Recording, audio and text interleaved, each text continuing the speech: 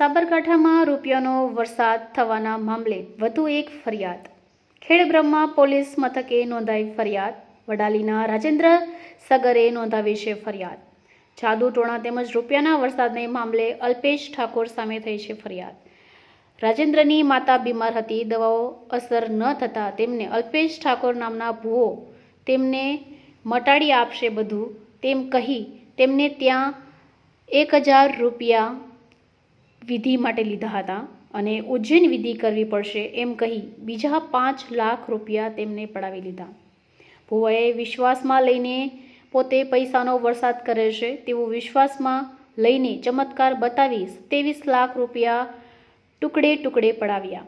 અલ્પેશ ઠાકોરે રૂપિયાનો વરસાદ થતા હોવાનું કહી વિશ્વાસમાં લઈ 27 લાખની કરી છેતરપિંડી. તાંત્રિક અલ્પેશ ઠાકોરનો ભોગ બનેલા વધુ એક ફરિયાદી સામે આવ્યો છે. ચાદર પોલીસ સ્ટેશન બાદ ખેડબ્રહ્મા પોલીસ સ્ટેશનમાં તાંત્રિક વિધિ જાદુટોણા સહિતની ફરિયાદ નોંધાઈ.